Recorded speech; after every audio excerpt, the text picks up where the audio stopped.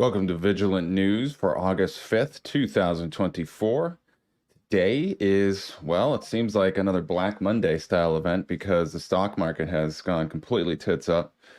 There's a few other pieces of news, but I think this is arguably one of the most important, so I'm going to be focusing on this today. So, stock market dropped, I believe, the single largest drop in an open in U.S. history today. The Nasdaq dropped, I believe it was somewhere 6%, over 1,000 points. Markets are dropping like crazy. There was a big market kerfuffle last Friday, and there were some shenanigans, I think, that happened today, as well as some predictors or precursors to this crash that happened earlier last week as well, that I'll be getting into. So welcome to the show, everybody. Ryan will be joining us hopefully next week. He's a busy man doing all sorts of different things. So I'm a busy man. I've got a lot going on in my life right now. It's pretty crazy. So, if you, those of you who didn't hear last week and a couple weeks ago, it looks like, and I use this terminology because apparently you're supposed to wait like 12 weeks before you can definitively know with 99% certainty that a pregnancy is definitely going to most likely go through. We're at weeks 8 right now, I believe. Week seven. And so I've got a baby on the way here, potentially 2 babies on the way. We'll find out. So very exciting news. Lots of life changes that need to happen. Mainly like living, where are we going to live? I don't want to have my wife, Maddie, raising the baby alone while I'm busting my ass working, which I work right now. It's like 80 hours a week. So I'm just trying to tread water. And I'm sure a lot of you know, it's not like they have Pell Grants and various other forms of funding for alternative media people that speak against the narrative. So, I got to maintain all this amongst other things and challenges, which I'm happy to do. This is part of the work I think that needs to be done. But now it's not just about me. It's about, the future Deschamps generations here. And so I've got to make some adjustments. But we've got some pretty cool plans, I think, hopefully, God willing, that are going to come to fruition. And, yeah, I don't want Manny to raise the kids alone, and I'm trying to figure out how do I actually get, the children in a place where we can actually be raising with other people? Because, I'll try not to go on too much of a rant here, but our children have been weaponized. We live in a world right now where the powers that be have successfully managed to make all of our kids, I'm just going to try to multitask and post this. I forgot to post this earlier, where they've made raising children extremely difficult. I've talked about this on the show many times before, which is that we normally, for most human history, raising a child was a community effort. And if you think about it, it still is to a certain extent, because nobody's raising their kids totally out on their own in the wilderness somewhere. You got to have milk, you got to have a place to live, you got to have electricity, you got to have money, you got to have a job. So you are living in a kind of community, except the community's been weaponized. And our communities have been weaponized to the extent that most, through our economic system, which we're going to be talking about today, our economic systems do not create wealth in the same way that they used to, or ideally they should, in the sense that, if we all do our fair share of work, we all receive the benefit. Now, I'm not talking about socialism here. Okay, which, by the way, was a term invented by globalists of yesteryear. Nesta Webster talks about this in her book, Secret Societies and Subversive Movements, which you can read, by the way, by going to the link in the description.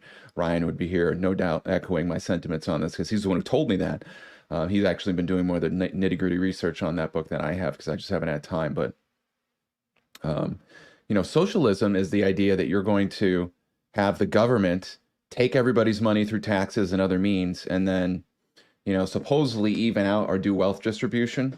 But that's not really even the case either. I mean, it is at one level, but it's like the poor people getting their wealth redistributed. But if you're part of the inside club, if you're a member of the oligarch class in a socialist society, then that's not happening at all, because you're receiving the primary benefit of either the loans or the funding that comes directly from the government through the central bank of the country you're living in.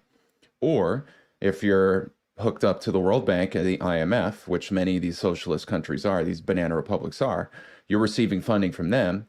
You're selling off the assets to your country, like John Perkins talks about in Tales of an Economic Hitman. And for that service of selling out your own countrymen, you get more perks and benefits. This is exactly what it happened in Russia after the fall of the Soviet Empire. Everything was from nationalized, meaning owned by the state, to privatized, meaning that a bunch of wealthy oligarchs who, if I remember correctly, I believe one of them was George Soros and his ilk, came in and bought up all the now pennies on the dollar assets. So they bankrupted the Soviet Union.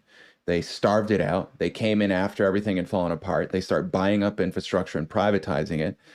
They basically gave money to a bunch of people who didn't necessarily have a bunch of it. You know, they had probably some, but the oligarchs that took over the Russian economy after the Soviet Union fell weren't like, you know, really smart guys who worked really hard and created all this wealth through hard work and industriousness and diligence to then have enough wealth to purchase up these assets that were once owned by the government. No, they received massive loans and funding from the international banker class.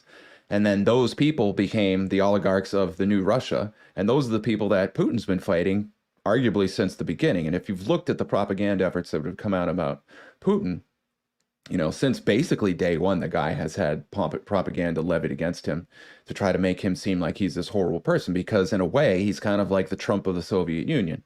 Now, you know, I'm making a lot of illusory comparisons here. So in my limited knowledge of these things, I think that those comparisons fit. And so the reason I mention that is to get back to what I was originally talking about. We live in a country in the United States, but we live on a planet where everything has been weaponized by the oligarchs. Our culture has been weaponized. We no longer live in independent communities. You know, our founding fathers left the oligarchs of their day, which was the British Empire, to come live in the United States, to use, you know, hard work, ingenuity, and fellowship with each other to create economic prosperity, which they successfully did within a little bit less than 100 years, I would say. And then right at the peak of that prosperity, around the 1740s, all the way up until the Revolutionary War, the British Empire was like, hey, we got to stop this. These guys aren't, you know, honoring our trade agreements where they're going to give us all of their hard-worked goods for pennies on the dollar, and make sure that they only use our currency, which we can control from on the other side of the Atlantic.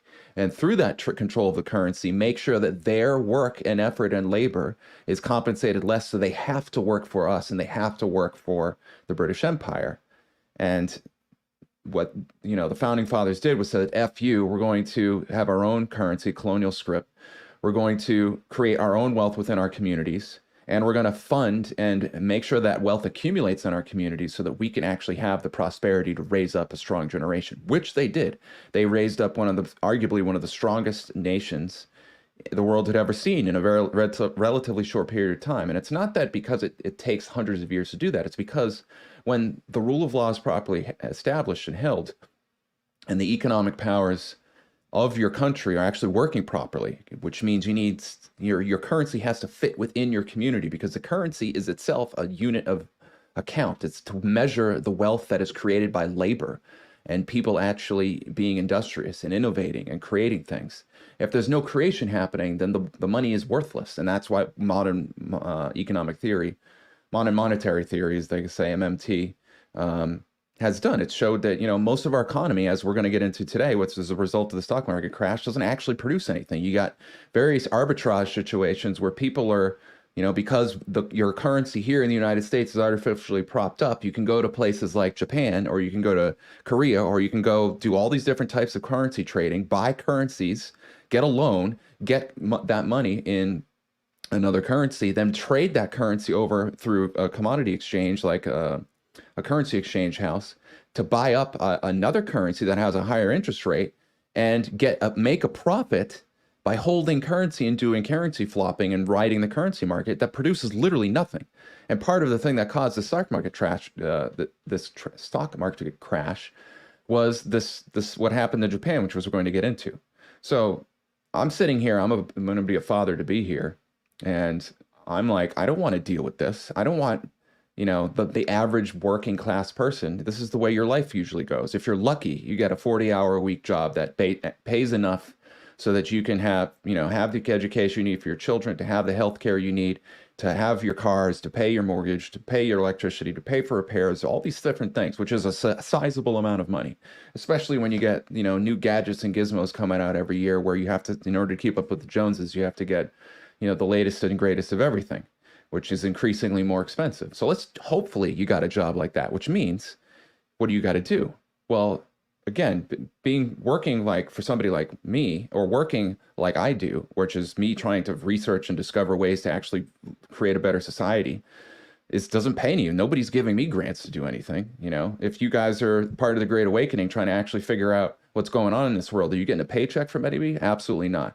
But if you work for the slave plantation, if you work for Bill Gates and Microsoft, if you work for BlackRock, if you work for the DuPont and the chemical industry, if you work for the biotech industry making vaccines, if you in some way further the agenda of the globalists, to put it generally, then what happens? Well, all of a sudden you got a lot of money to throw around, because that's the world. The world has been reduced to a class of the masters who own everything, who have house slaves that do their bidding. And if you're lucky, you can get a good job being a house slave.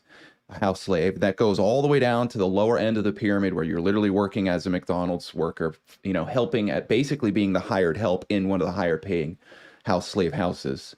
And then there's everyone else, which isn't that much, because the globalists have, to their credit, done a fantastic job getting everybody on the slave plantation. Again, going back to the founding fathers, I wrote an article about this a few months ago now. I'll try to find it and post it while we're doing the stream here, which is basically that when this country was founded, the United States, most of the people lived in decentralized communities where you really didn't need money all that much. Yeah, if you wanted to buy a printing press or a piece of technology to like improve the quality of your life, yeah, sure, you needed it. But you had a blacksmith locally, you had a leather worker locally, you had farmers, loom workers, people making cloth.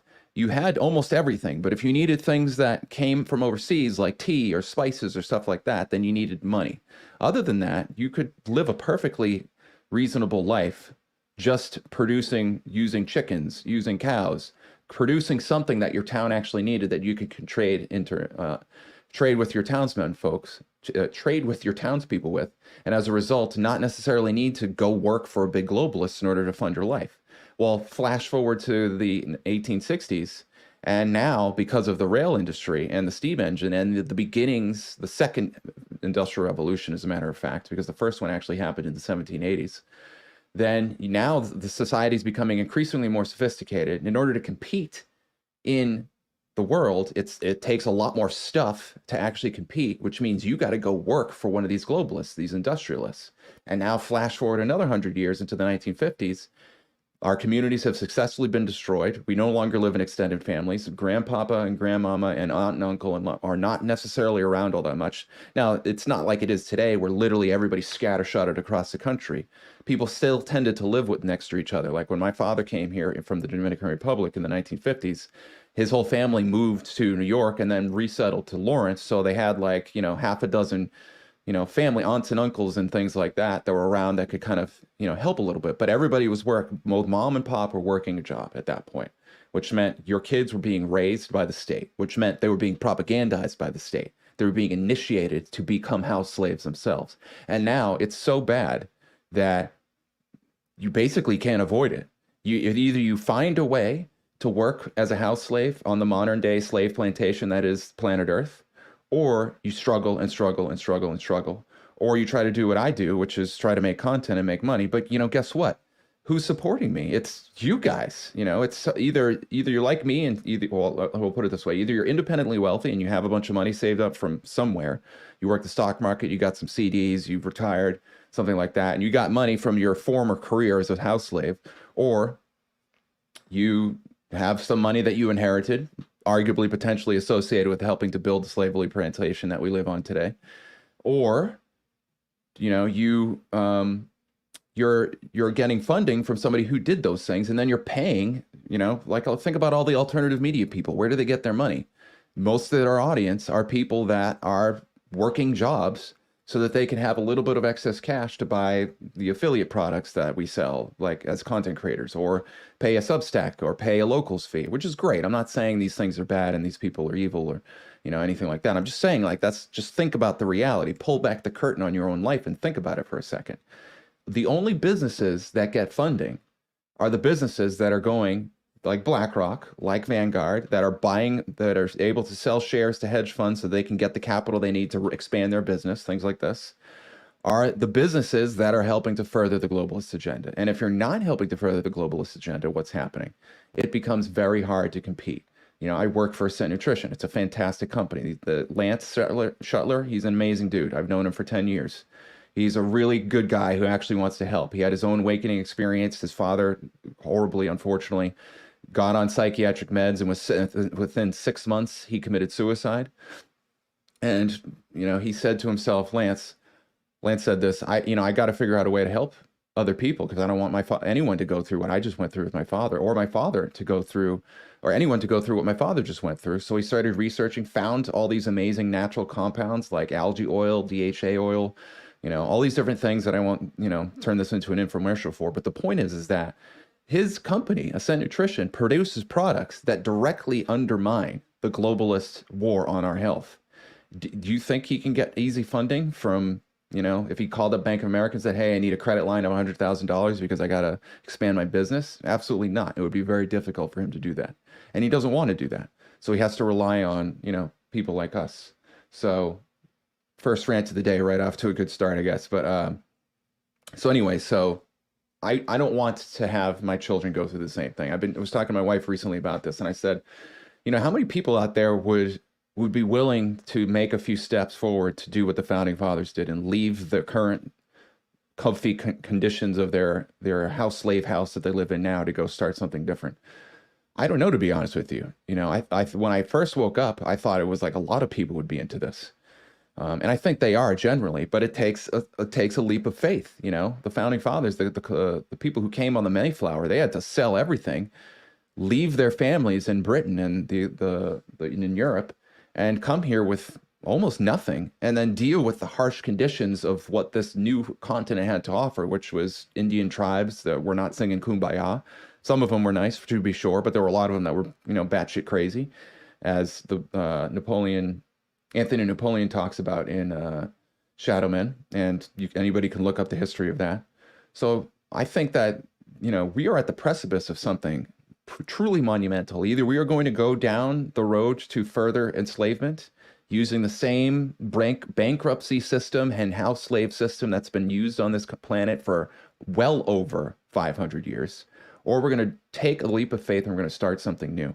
And we're going to actually try to use the knowledge we've collected in this age of information to try to re-give or rebirth the American dream in a way where we no longer need international bankers. We no longer need massive amounts of banker credit that is lent from nothing to fund our societies, where we have to go work for AT&T or Verizon or Neuralink or the biotech firm or Bill Gates in order to put food on our table. And we effectively, in doing so, we end up selling out our own people and selling out the life on planet Earth so that we can feed our families. That's the world they've created for us. This is the world we're living in right now. And I've known about this stuff for a while, but, you know, having a baby on the way, like, really, like, cranked up the juice, lit a fire into my ass, as they used to say. So anyway, all right, so let me go ahead and do what I meant to do here. So we got the stock market crash, and the stock market crash is, I think, it has signs, in my opinion, of being what might be the initial volley of the shenanigans that the cabal are going to try to do to collapse our economy. Now, I think, true to what Trump has been doing, this is part of the plan. You know, hold on 1 second. Why is this not working? I think this is part of what Trump, and hey everybody, how's it going? Hey there, Shala 777 from the UK. Hopefully you're doing all right. This is the other thing that's happened. The UK has gone nuts. I'm honestly not sure what happened. So Shala, if you have any insight on what's happening, I have been busy with other things. I know I've been seeing the videos on Twitter, but I haven't actually understood, like, well, what is going on? Like, why is the world, you know, the streets flooded with apparently migrants, like cutting up kids and burning, you know, things and all this kind of stuff. Like, what's going on there? So we have the stock market crash, and based on what I can tell, it has a lot of the telltale signs of the shenanigans that we've been hearing about for a while now. And I'm going to get into some of this because I think it's critical to understand why these things are actually happening in order to actually have any meaningful ability to understand it and avoid these things happening in the future. That's really what's critical. So let's see here. All right, so we're back. Sorry, everybody. There it is.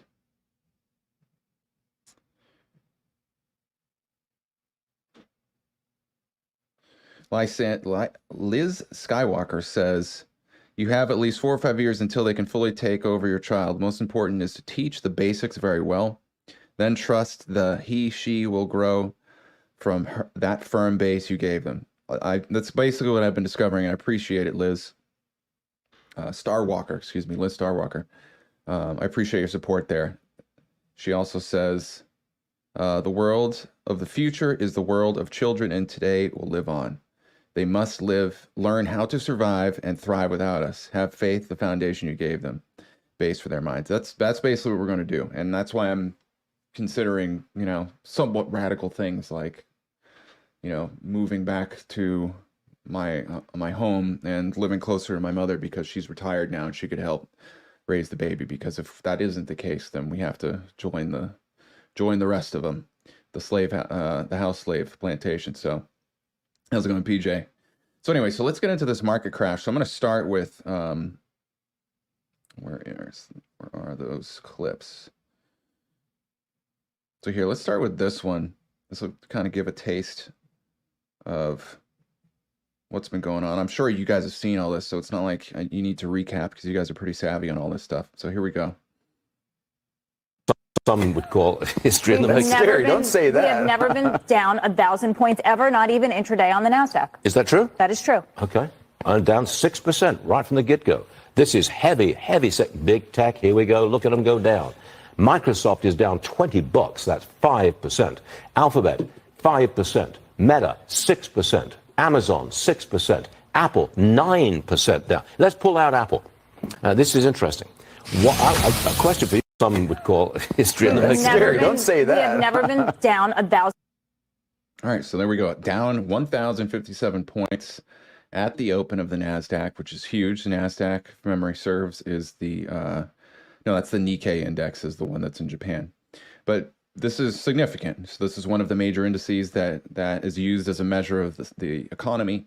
Now, without going into too much of a rant here, you got to remember that the modern economy is an illusion, basically. Ever since 1907, when the 1907 crash happened, and 80% of American industries were bought up by the bankers via JP Morgan. And that's just the ones that we know about, which basically means it's like, imagine you're playing Monopoly, right? And you and 5 of your friends are playing the board, and each of you has some amount of the property, and then half of the, 4 out of the 5 players no longer can play the game, and that 5th player buys up all of their properties at pennies on the dollar.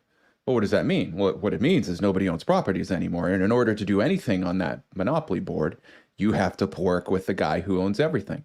That's exactly what happened to our country in 1907, over 100 years ago, over like 115 years ago at this point.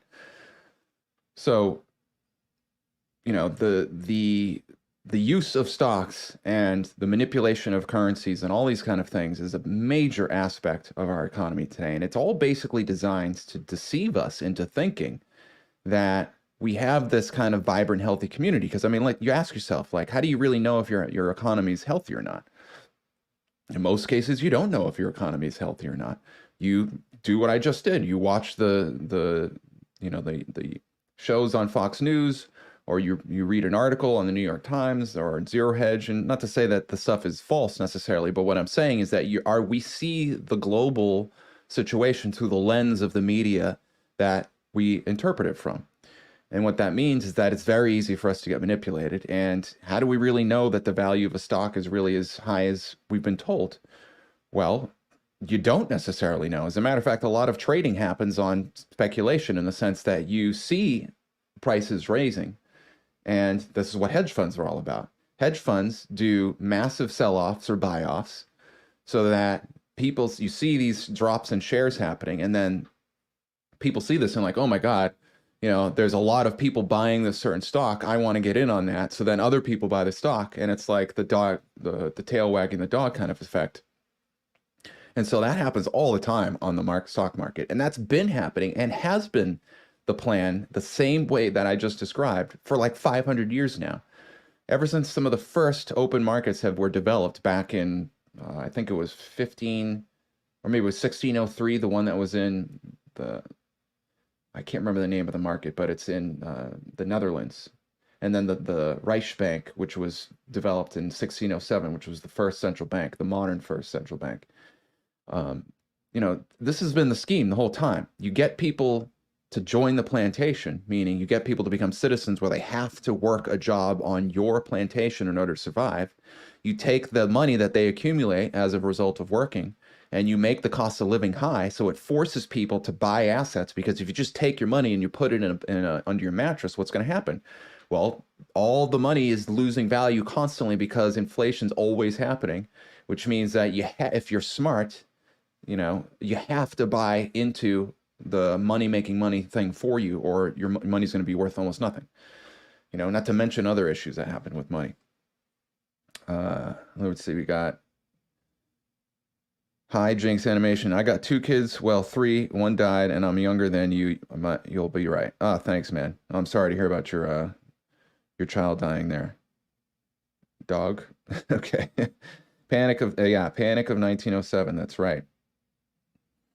And I'm a smuggler when there's less contrabands to smuggle, cause people can't afford said contraband. I don't get paid, so I know the economy is bad. I see. Oh, good to know. All right.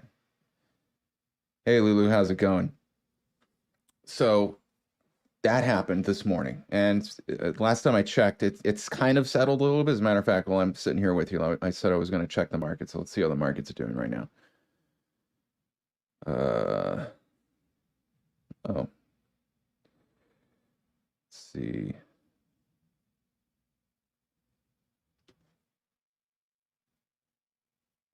All right, so the Dow is down 1,000 points at this point.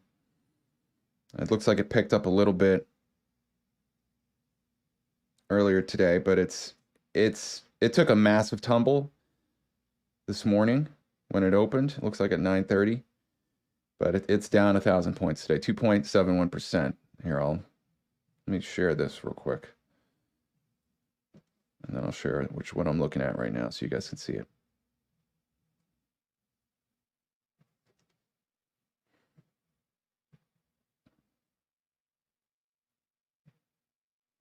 So there it is right there. I'll share it this way. There we go. So down 1,000 points. And then here we have, CNN's doing live updates. I don't have time to look through all of them, but there's nothing all that pressing. I'll keep my eye on it and I'll let you guys know. But basically, this is what happens when the stock market has these issues, because everything is tied to the stock market. Prices of all sorts of things go crazy. Now, this is exactly the reason why the founding fathers left their plantation way back in the mid 1700s, because the activity of bankers and elites and oligarchs and bourgeoisie over in a place of the world that you don't even have to deal with affects your ability to raise your family. That's what a globalist society does, is it takes because the currency is supposed to measure the value of things, and it's supposed to be tied to a community. This is the crazy thing about money. Let me see if I can rant on this for a bit. So you might be asking yourself, well, where does money come from? Well, money is a unit of account. It's supposed to measure value. Value is expressed in a bunch of different ways. You can value things in terms of your labor. So how much time and effort are you putting into something? You can measure value in terms of a service, like, are you baking bread? Are you cleaning a house? Are you, pouring concrete? Things like this. You can value things in terms of commodities, like, gravel or corn or things like this. And that valuation has meaning in a local capacity. Now, there's arguments to be made that at a global scale, there should be some type of global valuation because current countries trade with each other.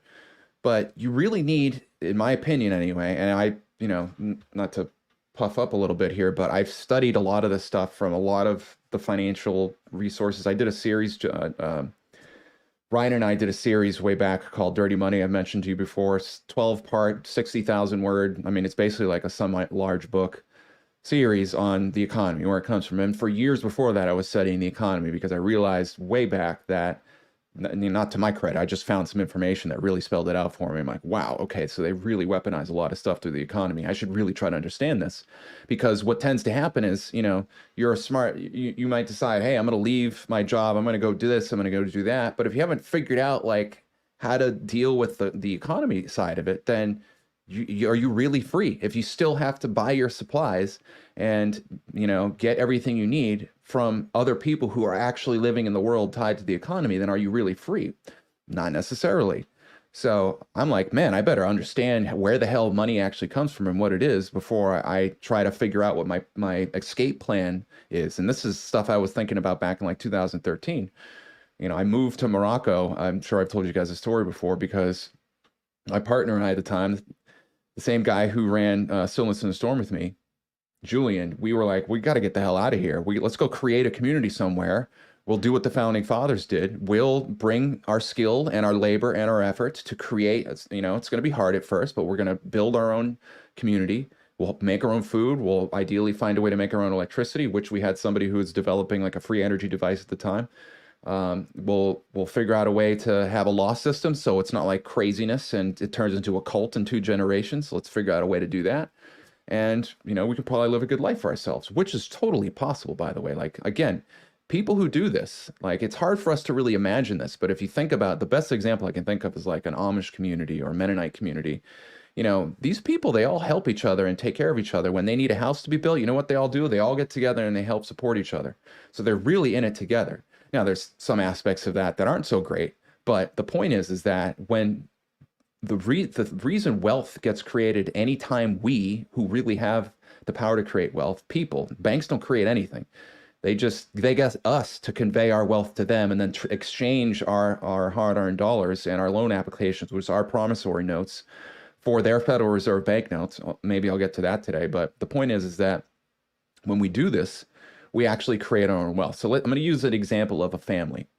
In a family situation, you don't use currency in a family necessarily. At least I've never met anybody who does. But it is a type of economy, because an economy is basically when individuals who have rights and have needs act as the engine of economic activity, meaning I need something, you have something to give, therefore let's come up with an arrangement, an agreement, a contract, where I can access your abilities and your skills and your labor and your services to get my needs met, and we'll create an exchange in the process. And as a result, we'll both have what we need, so that we get a kind of doubling effect. When you have a healthy economy, it's not that it's like a one-to-one trade-off, interestingly enough. It tends to be something that's called the law of squares, which is that when 2 people work in trust together, they actually create more abundance than they would have been able to as individuals. This is the brilliance of God and all the things that he does. Oh, hey, baby, how's it going? My wife's in the chat. So, so in a family, what you got to do? You got to clean your house. You got to cook food. You've got to, clean, take care of the outside. You got to do repairs. You got to go get food elsewhere, outside of the house. So there's all this stuff that has to happen to keep the house running. So what you basically do is you use a labor economic system. Most houses do this. There's a chore system where each person in the family does some amount of chores, and as a result of doing their chores, what happens? They get access to the collective benefits that are created from the house. If you got a family, it's mom and pop. Pop's out there working 40 hours a week. Let's say mom's working a part-time job, and you got 3 kids at home. The 3 kids are going to school. They come home, they got chores, right? They got to clean their room. They got to, help clean the house. While that's happening, mom, because they're taking the collective labor, the kids specifically, and they're providing that labor to mom as the kind of general executor for the house, that labor can be used by her so that she doesn't have to go and clean everything and do the laundry. I mean, hopefully, you know, let's face it, that's not necessarily the case with a lot of children. That's what I'm going to be shooting for. So in an ideal scenario, like I'm describing right now, because mom doesn't have to clean the bathrooms, wipe the floors down, you know, do the kids' laundry, clean the kids' rooms, all these kind of things, she can spend her time doing something else that's valuable for the community and the economy, which is cook food or go out and get food from the store because the kids are kids and they can't get in, hop in the car and go grab food themselves, things like this. So, or, you know, she can help tutor the kids as they're being raised and learn, you know, what the skills of the world that they need to learn so that they can one day contribute even more to the house. So as a child goes from 0, which is basically total dependency, the child can do almost nothing, to, you know, 5 and 6, when the kid can start to reasonably be given some amount of responsibilities, that household has to produce enough labor to satisfy the needs of that house. And then you get a healthy household. You get people actually having the things they need. And you use money or a value system of time in order to do that. And so if what could happen, what we have right now is an economy where it's like the activity in your neighbor's house somehow affects your ability to run your house. So that's what the modern economy does. So in order to understand that, let's think about, well, what is the currency? Well, the currency in your house is the undeclared labor, time usually, time and work, that you all agree to participate in, and as a result, you all get the benefits of living in that house. But what if it was impossible for your child to receive a loan of time and labor from somebody else, like a next door neighbor? What if they talked to their next door neighbor or your next door neighbor and said, hey, you know, I need you to come clean my house, do my dishes, do my chores so that I don't have to do them anymore. Why don't you come over and do that, and I can just chill back and relax? Well, now, because one of your kids doesn't have to actually contribute their labor, and they're getting that labor from somebody else, somebody next door, it's kind of skewing the way the household economy works, right? Because one of your kids is not having to work. They're with their extra time. What are they doing? Maybe they're playing video games. Maybe they're, I don't know, learning an instrument. Let's say video games to make it easier. They're watching a lot of TV, something that's not so productive. Well, now, because they're doing that and the other kids are actually having to work, what's going to do? It's going to skew the norms, the cultural norms in your household. The kids that have to do their chores aren't going to be too happy about it. They used to be that everybody did their fair share and it was all a group effort and we're all a collective. But now it's one of your kids is basically living in the lap of luxury, not having to do any chores or anything, still getting all the benefits that the other people are getting, but not having to do any work for it, which means your other 2 kids, if you're living in a 3-kid household with an adult, a mother and a father, those other 2 kids are having to do that work, and they're kind of like, man, what the heck, this sucks. So now they're being demoralized by the fact that they're doing their amount of work, but they're not getting the same amount of leisure time, which is the reward, the benefit that you get from everybody contributing your chores. To go back to the original scenario, is you get leisure time, right? If everybody collectively does the work properly, then when you want to go downstairs and watch some TV or read a book or do an art project in the garage, because everything's clean and put away, and you're well fed, and the electricity's on, and the water works, and the rent has been paid, you can actually do those things. But if any of those things breaks down, then you can't actually enjoy the benefits of your leisure time. So what the globalists basically did is they figured out a way to use currency and if you can get everybody on the plantation, meaning if you can get your family or your community or your town to start using the currency that everybody else uses, and then you as the banker control the value of that currency, then now the amount of work it takes to get the things you need becomes increased. And that's exactly what happens. And it has been happening. So let's imagine this scenario. So this is part of all just to describe where currency comes from. Where does money come from? Well, money is supposed to measure the value of people's work, right? Labor. It's supposed to measure commodities, milk, cheese, electricity, things like this. It's supposed to measure hard assets like a house or a car or a hammer or nails or things like this. So if you can control how much currency there actually is out there, then you can control how much currency there is existing in a society. So let's say you need to build a house. Let's move it up to the town level. You need to build a house. You're living in a neighborhood you need to find a contractor to help you build a house because you don't know how to build a house. But you do, you've got a goat farm and you raise goats and you make goat milk and things like this. So you need to sell a certain amount of goat milk to get a certain amount of currency units so that you can hire a contractor. Well, there's only so many contractors around. So if one of the people in your neighborhood is buddy with the banker and he's like, hey man, I want to build a house, but my neighbor, he wants to build a house and he's already got the contractor booked up. What am I going to do? Well, the banker's going to be like, well, here, how much is your neighbor paying for the contractor? Oh, he's paying $100,000 to build your house for you? No problem. I'm going to give you a $200,000 loan. Go to the contractor and tell him, hey, I'm going to pay you double what my neighbor's paying you so that you can build my house instead of my neighbor's. Then what happens? The contractor calls you and says, hey, guess what? Sorry, you've been outbid. I'm not going to be able to build your house anymore because your neighbor is going to pay me double and I need the money. So I'm sorry, I'm going to have to, go with your neighbor and you're going to have to wait. So now you don't have a house anymore. So now that you don't have a house, what's going to happen? Well, you still got to live somewhere. You still need a place to live so that you can feed your family, so you can take a shower, so you can have a place to put your possessions so that then you can go and work in the real world to go make things. So now you're going to go live your neighbor who just bought the house, who had the house made. He's like, hey, I'm sure I know you don't have a house right now, but don't worry, I got you. I'm going to rent you my guest house that I'm having built with that $200,000 contract loan that I was just telling you about. Don't worry, it'll be all good. And so now you're paying rent for your neighbor to your neighbor, and your neighbor now has to work a little bit less. He's like, instead of having to work 40 hours a week, now he's working 20 hours a week.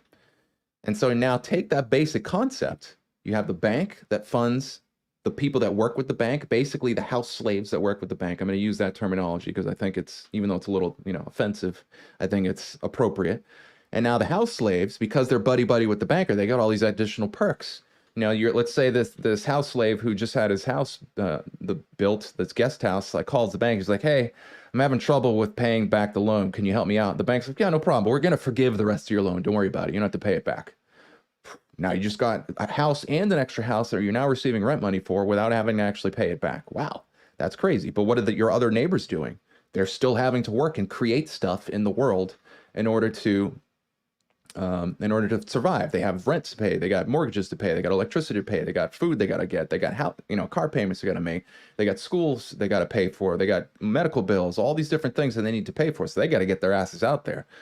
And so the more the bank funds these house slaves, the more money gets poured into the economy, the less the value of that money actually maintains itself, which means what? Well, if you've lost 10% of the value of your dollar and you're working 40 hours a week, that means you have 90% of what you had last week, which was 100%, which means, let's say you need, to give you some numbers, let's say you work a job where you get $3,000 a week, or I'll just say $1,000 a week to keep the numbers even. So now you're getting $900 a week, but you have $950 in bills every week. So where is that extra $50 going to come from? Well, you got to work a little bit more. So now you're going to work 42 hours a week to make that $1,000 you need. And then as the inflationary procession moves forward, the value of currency drops, but your labor still stays the same in the sense that you still need to exert labor. So you need to give more labor. You need to provide more labor or more products or more commodities or more assets in order to get the basics you need to survive. And so what happens? The more that this equilibrium occurs, the more that this banker-controlled currency enters your community and floods your community, the more the house slaves of that community who sell out their neighbors to the bankers can now gain unfair advantages. And that's what I just described is basically exactly what happened beginning at the founding of our country 250 years or so ago, 240 years ago, and happened all the way up through the first industrial revolution, which was in the 1780s when the country was just getting going. Then you had the second one in the 1860s, the third one in the 1950s, arguably, and now here we are in the fourth industrial revolution. And so as the more this stuff happens, the more the value of our dollars drops, the more we have to work to maintain the standard of living. So when you hear standard of living, what you should think of is the things that society tells us we have to have in order to compete with the Joneses. You know, you hear about this all the time, and you know, the UN loves publishing how much they've raised the standard of living across the world. What they're basically saying is they're taking people and bringing them onto the plantation. Now, to be fair, a lot of, you know, people aren't necessarily doing that great out there because economic disparities have existed for a long time. But the basic concept is that the more we need this stuff, cell phones, TVs, you know, where we got to watch 6 different TV shows so that when we go to the cookout this weekend, we can make sure we know what we're talking about, or whatever it is. You got to ask yourself, what are you exchanging your time for? Because there's only so much time in the day. And if we have a limited amount of time and thinking power in the day, and we spend most of that twiddling our thumbs online or doing stuff like that, then we're not building our future. We're not increasing our assets, and we're sacrificing our freedom to hang out with the, you know, the people on the plantation. And as a result, we don't have the time and resources and energy to create our own freedom.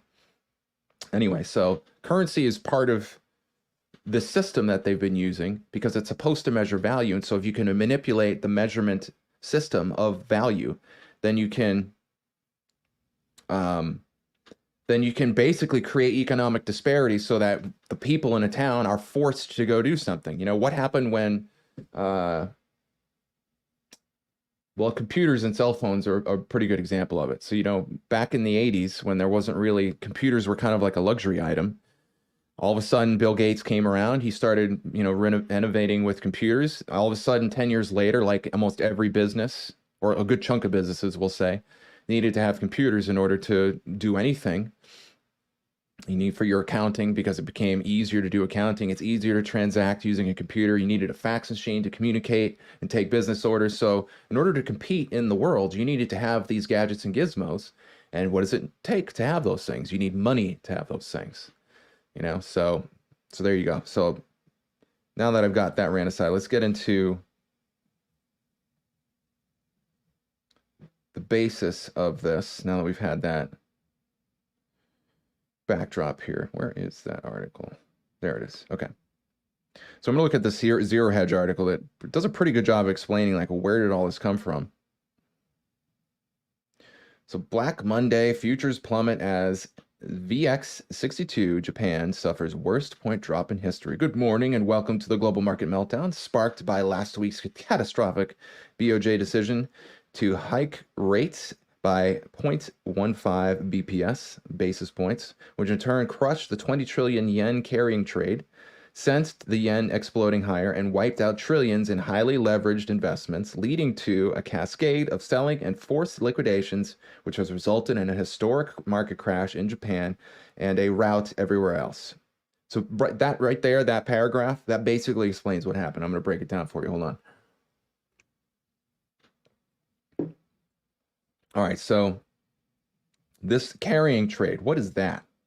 Well, a carrying trade is when an investor, I mean, anybody can do it, but as far as I understand anyway, it's usually investment banks or hedge funds or asset firms. So people that have a lot of money that they need to invest that money to compete. Because remember, you can't just take money as a business and just throw it under your mattress, because you lose money. There's all sorts of, there's penalties, there's things you got to do, there's tax sheltering that you need to do. So if you like have, for example, this is something I know how to do.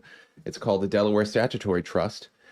That Delaware Statutory Trust can hold assets, and it can do something called a 1031 exchange, which means you can take your assets in that trust and you can buy properties. You can buy house number 1, sit on it for 3 years, rent it out, use that house to make some money, and keep all that money inside the trust.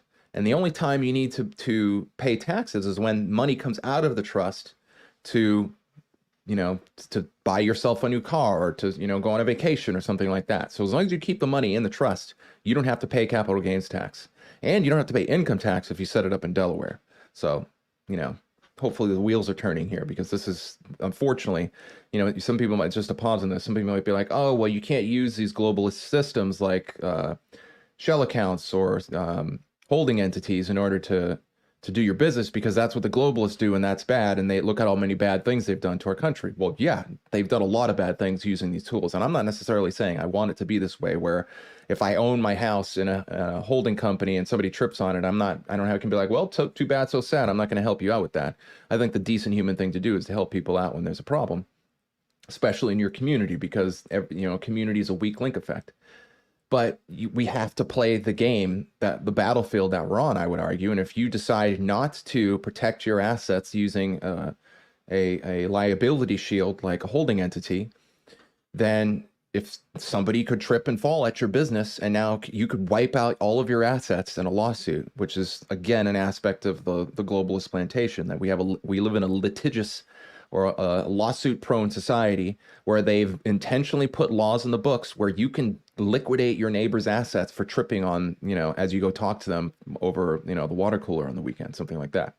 So anyway, a carrying trade is when investment bankers buy up assets, usually other currency, as far as I understand it, although it could be necessarily anything, and they take those assets and they buy up another currency. So they'll buy a yen in this case, and they'll buy an Australian dollar. Now, why would you do that?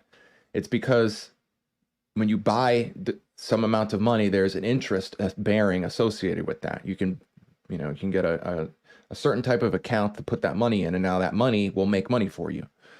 So if you get a loan of $1 million and you get that loan in yen, and then you buy up using that yen, Australian dollars, and that there's a difference between the amount of interest that you get, and you can in some other way leverage that money that you're having lent to you, then you can make a whole lot of money without actually necessarily doing anything, by basically funding and engaging in funding schemes, which is what I just described, as far as I can tell, is like that's half the economy, arguably more than that. So what happens when the value of yen drops, or when these currency values drop, or the interest rate goes up, like what just happened? Well, it means that the rate at which these carrying trades needs to take place gets disturbed, and all of a sudden the numbers don't work, which means now you're on flipped side, because a lot of these deals that they set up have like very thin margins, like tenths of a percentage point, as far as I understand it. So when 15 basis points get swung up, which I believe is, I think a basis point is 100th of an actual point of interest with respect to the Fed. So the Fed, right now, I believe we're at 7.75, something like that. So if it went up 25 basis points, it would be at 8%.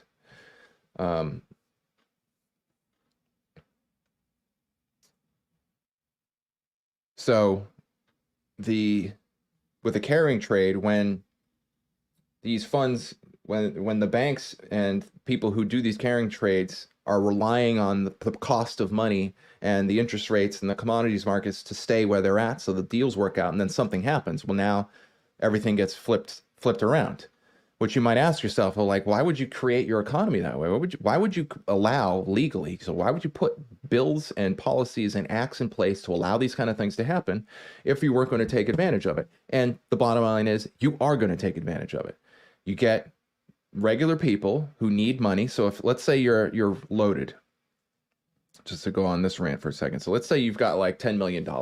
You started a company, and you were selling goat skins, and man, you just made a ton of money on goat skins, and you decide, I'm going to sell the company. I'm going to make $10 million. I'm going to ride that out. So you think to yourself, well, I got $10 million. I'm going to just like live like I'm going to buy an island somewhere and just relax for the rest of my life. Well, it turns out it's not that easy, because it's really expensive to live, and you can't just have cash laying around. You got capital gains you've got to worry about. So you're like, man, if I don't figure out a way to do something with this money, then I'm going to lose 35% of my $10 million that I just made. So I need to figure out a way to do something with this. Well, I'm going to go to an asset firm, or I'm going to go to a hedge fund, or I'm going to go to an investment bank or something and be like, hey, here, take my money and go manage it for me. And so these investment firms are constantly needing different ways to make money. And so you get all of these people through these investment firms, which work hand in glove with the banks. So remember earlier I was talking about the house slaves that work closely with the banks. Bingo. This is it. All of these, that's why Wall Street is so condemned as being such an insidious, hand in glove relationship with the banks, is because that's basically what they are.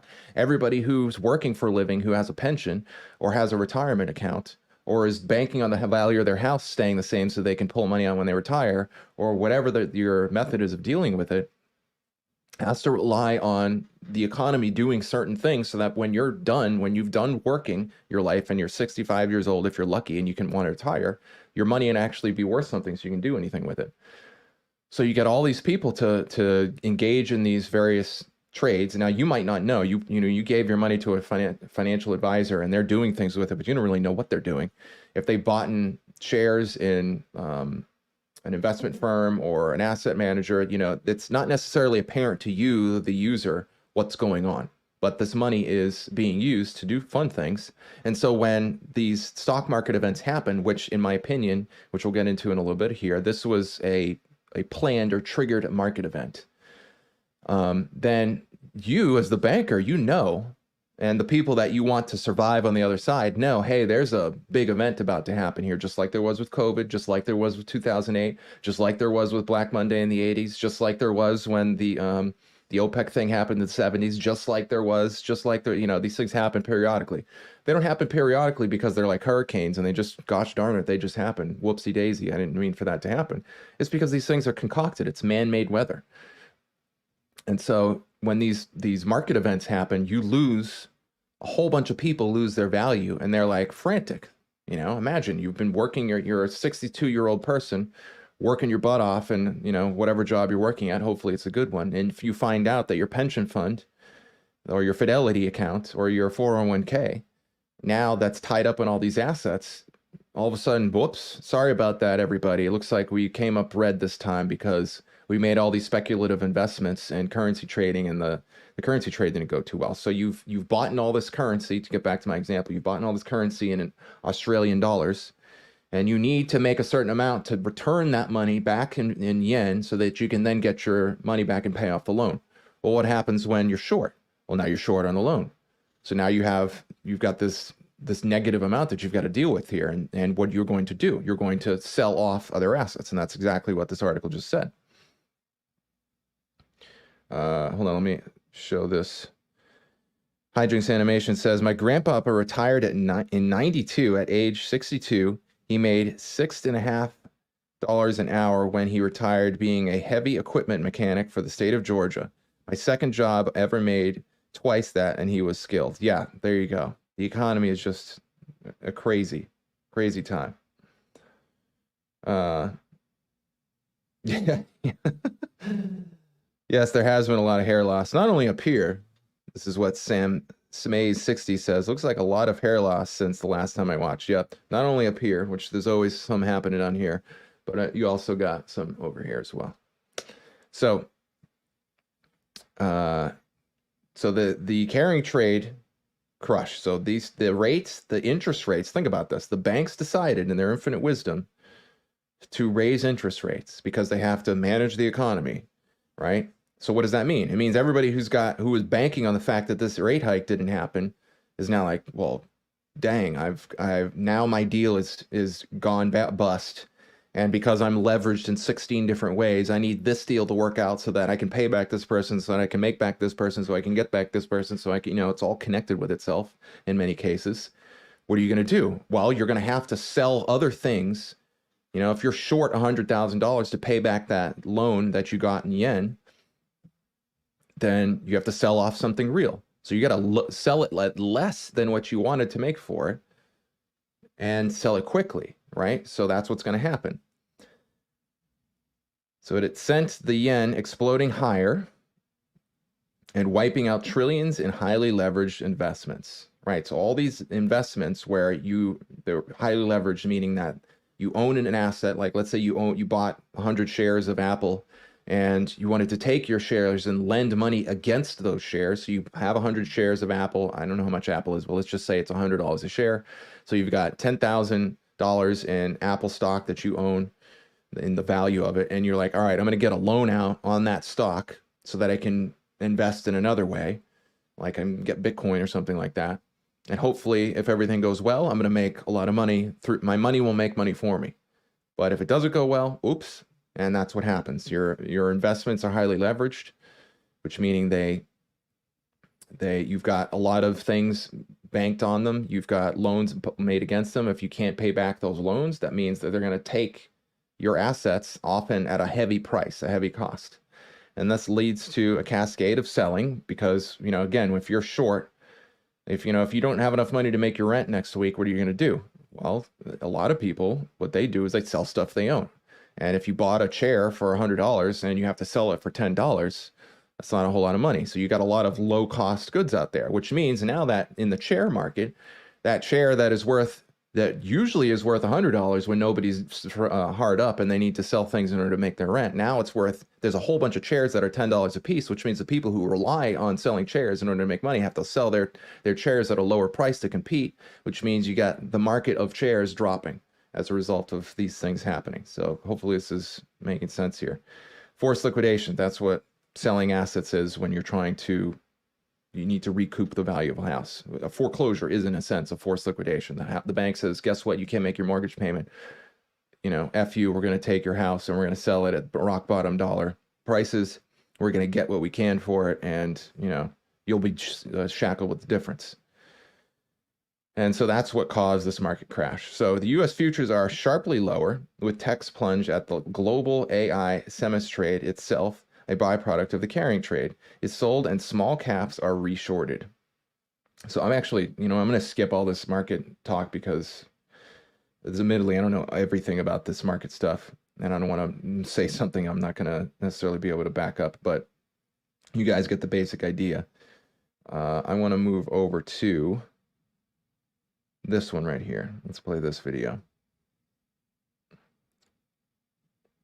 Apple stocks having a major crash in pre-market, almost down over 10% after Warren Buffett just sold. We're going to go over that. So Warren Buffett sold about 55% of his shares from the Berkshire Hathaway that he owns, and he sold over 500 million shares and then 150 million shares in the first quarter and 390 in the second quarter, totals 505. He now only holds about $84 billion worth, and he cut Apple in half. Why is that? There's a lot of stuff going in the market right now, especially Apple. Apple's going to be turning very bearish, and I think a bigger crash is coming soon, not just from this drop. We had our old support at 213.35. We said that was going to break, and we also said that Apple's going to have a big crash, what it is now having. But you want to watch 194.85. As it is crashing, this is also a major support level to know if it will continue. So as price comes there today, if it starts breaking that, that's letting you know Apple stock's going to have a bigger crash, and Warren Buffett sold for a reason. He's cutting his shares because Apple stock is probably going to have a very big crash to the low 150s, even the... All right, so there you go. That's just a video I found on Twitter by Will Knowledge. He apparently does market analysis. So in my opinion, what has happened there, you have Warren Buffett. He's sold... like he said, I think he said sold 50% of his Apple holdings. He also sold, I think it was Bank of America stock. So Warren Buffett, he's with Berkshire Hathaway. He uses that entity to buy up assets. Now, if you consider, I think on the books, Warren Buffett used to be the world's richest man if memory serves, but now he's not, with Elon Musk at the top, if I remember correctly. And so when you sell off shares, especially large amounts of shares, other people are watching. This is what the market does. So when the market's happening or market trades are happening, other people are looking at what's going on. And because the whole market game is trying to take the assets and the money you have and use them in different ways to make little profits here, there, and there as prices fluctuate, which I don't know if this is the right word for it, but I'm just saying it anyway. There's something called arbitrage. So, for example, if you owned, let's say the price of, oranges in your local town is $20, $10 for an orange. I'm not using realistic numbers. I'm going to try to use something that's simple. It's $10 for an orange. And you can get oranges from the next town, and they're only $5 an orange there. Well, you might think to yourself, well, what I should do is I should go buy a bunch of oranges, and I should, use my savings to buy a whole bunch of oranges, let's say 100 oranges, which would put it at $500 worth of oranges from the town over, and then come into the town I live in and sell those at $10 to make $1,000. And now I've made $500 through the price difference. That's what arbitrage is. And that price differential is exactly what the globalists have been using for a very long time to manipulate the price of and cost of things. That's just one of the things they do. So this is just one of the, like, their pillars in their economic and societal manipulation machine. And the stock market is basically a place for that kind of thing to happen. It was literally, in my opinion, invented specifically to create an easier place for manipulation through commodities and through prices to take place, and commoditization of almost everything, so that people who are in the know and know how the game works can make massive amounts of money doing basically nothing. You know, yes, in the oranges example I just provided, you know, the guy is a trader. So he's going to the town, he's taking his time, he's getting a truck, he's doing whatever he needs to do to get those 100 oranges over to the town that he lives in, so that he can make some money. And so there's, you know, it's debatable. I say it's debatable because, you know, this is where it's kind of tricky, because when these price differentials take place, then you got opportunists that can come in and manipulate that. And the people that suffer are the people that, you know, are in these local communities. That's why insulated communities are important. You don't want to have communities where it's just total open borders and there's no trading systems. Like tariffs exist, because if you have a tariff system, the people who are growing oranges in that town, your town, they're not going to get screwed when somebody who's an opportunist says, hey, I'm going to go to the next town and get all these cheap oranges, and I'm going to come in here and sell out everybody's oranges. And because there's only so many oranges you can sell in any given period of time, if somebody does that frequently enough, you know what's going to happen? Well, all the local orange producers aren't going to be able to sell their oranges. They go bankrupt. They got to sell their land.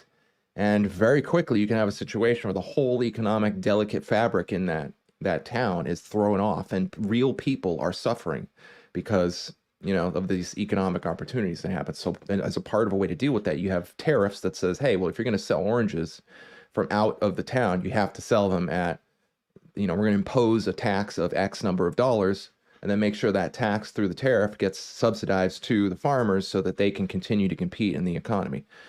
You know, we can get into the nuance of whether that's a good thing or not, or whether we should use it like a Keynesian economic system where it's all open and things like this. I think that was Keynes, correct me if I'm wrong. But exactly. Sam 60 says, Samay 60 says, like, gives room for the corporations to move in. That's right. That's exactly what happens. And in that Dirty Money series I was talking about, I have a ton of examples that, like I just described, where hopefully it becomes easier to see why you need shielded economies. But in any case, with Apple stocks, so you have Berkshire Hathaway selling out Apple and selling Bank of America. So people see that. They see this man who's, you know, he's like the guru or the prophet of the stock market. I think that's one of his titles. I'm getting it wrong, but you get the idea. People look to Warren Buffett to say, well, geez, what is Warren Buffett doing? Kind of like Nancy Pelosi now that I'm sure you guys have heard about. You know, what is Nancy Pelosi doing with her money? Well, she was buying a ton of NVIDIA stocks because NVIDIA makes chips for AI. And we live in this age where the fourth industrial revolution has a need for AI services. And so, you know, you've got this growing industry. You want to buy stock in those industries because your money is going to make money as that industry grows.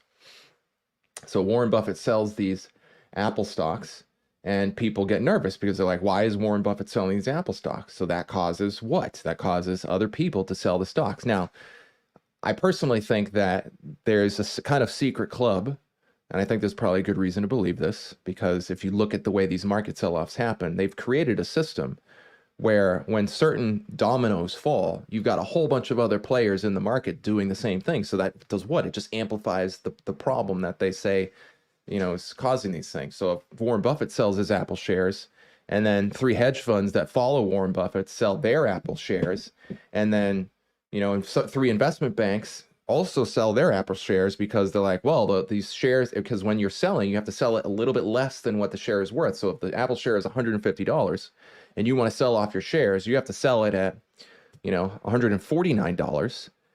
And that reduced sell now becomes the basic price for all intents and purposes. And then other people are like, well, shoot, I want to sell my stock. So they start to sell their shares that were previously worth 150 at 148.50.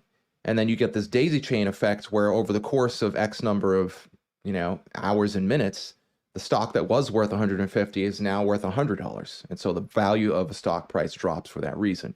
And if you're a globalist cabal where you're trying to engineer an economic crisis, which they have definitively been doing for a very long time. The Panic of 1907, as we were talking about earlier, is a cut and dry example of this. The stock market crash of 1929, cut and dry example of this.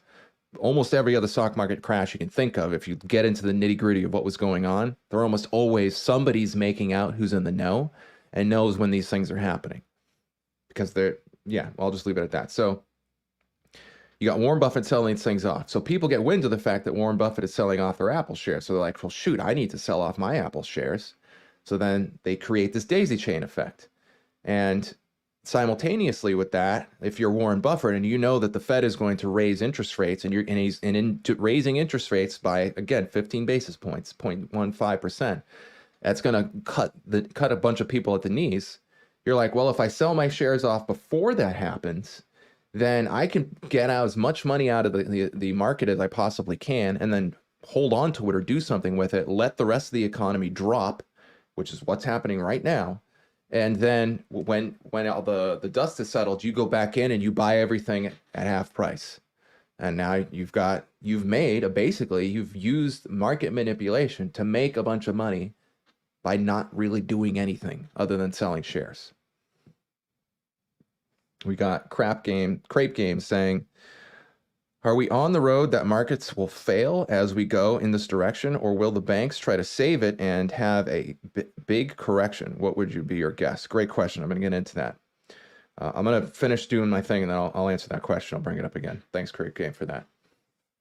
So I think this is an engineered collapse. You've got the Fed that's working hand in glove in some capacity with people like Warren Buffett, Berkshire Hathaway, which again, Berkshire Hathaway is kind of like, the flagship asset manager. I don't know if they are actually an asset manager. They might just be a holding entity. So, correct me if I'm wrong, but the basic idea is they own a lot of stocks and they make their money partially by making investments. So we can call them a kind of asset firm. And if they know that a rate hike is coming because they basically engage in insider trading with the Fed and the Fed's like, hey, Warren, by the way, we're going to raise rates next week. You better do something to prepare for that. And this is the way the economy works. The globalists tip off the house slaves that they want to make sure survive. And the ones that they don't want to survive, they don't tip off. So what happens? Because everybody's tied into the market, the people that get tipped off, they can pull their money out. They wait for the market to drop down. All the people who didn't get tipped off, they're like scrambling, selling off everything they can. They take a massive hit. I know people who lost almost everything in the 2008 crash because they didn't know. But if you did know, then you could sell off beforehand.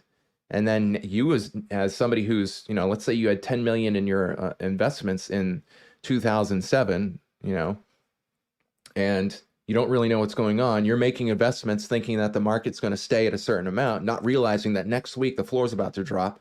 And so you're like, your whole quality of life, you need to make 10 grand a month to pay for those two houses, to pay off that Benz you just bought, to keep your kids in Harvard, to do whatever it is that you're paying for.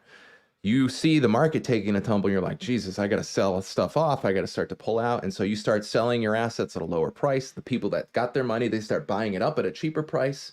And so what it is a transfer of wealth, where the people who are the house slaves, and I keep using that term for a reason, the house slaves who work with the masters who actually own the economy, which are the bankers who work with the house slaves, who are working with each other to get tipped off, they buy up these assets for rock bottom prices and they engineer a massive economic collapse. So what happens when people get desperate for money is they want to do things. They'll exchange their labor, they'll sell off their assets, they'll compromise on their rights so that they can keep the quality of their life. That's a basic formula that has been, proven for years and years and years and years. And it's a bankruptcy cycle. They usually have them every 70 years or so. But basically what it's talking about is weaponizing bankruptcies to do these kind of things. Now, to answer Crape Game's question, are we on the road to markets failing, or will the banks try to save it with a big correction? Okay, so I would say I think what's going to happen, and this is where my knowledge is a little limited because I don't know what the time range is on these things. I can make some rough guesses, but what I think is going to happen is that the economy's crashing right now, right?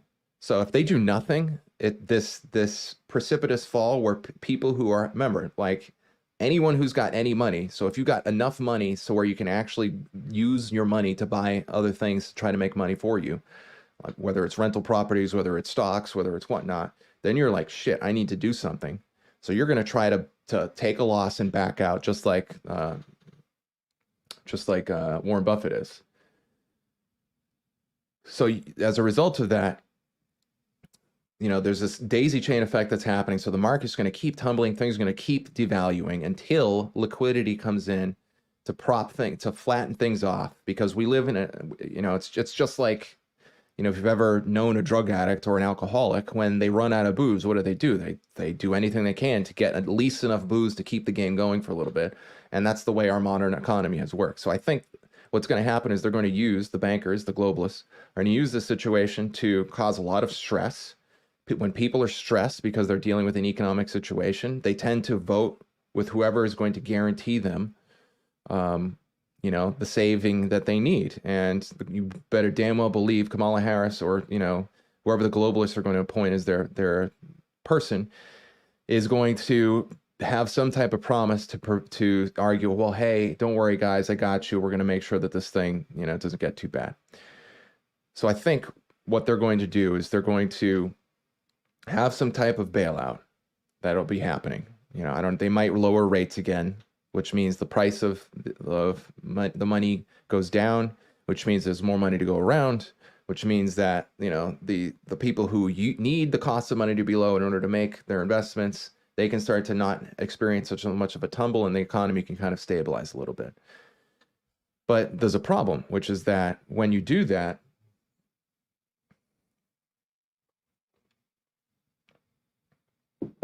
there's nothing really being created. I mean, this is what I was trying to explain earlier by those examples, is that when you have bailouts happen, money is injected into the economy, but it doesn't necessarily mean things are being created.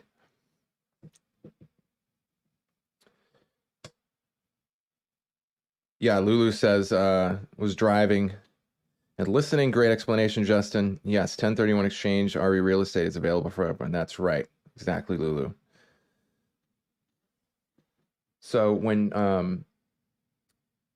so I think what'll happen is, because when there's a bailout happen, I think what happened in 2008, it created a deflated economy. The economy was not strong because as Martin Armstrong talks about, when people don't have faith that the economy is going to be stable, people tend to sell off their assets as a result of, you know, not knowing what's going to happen, or they don't want to invest because it's like, if let's say you're a land developer, and you're like, well, you know, I have this, it takes 5 years to develop a bunch of properties and then another 5 years to sell them off.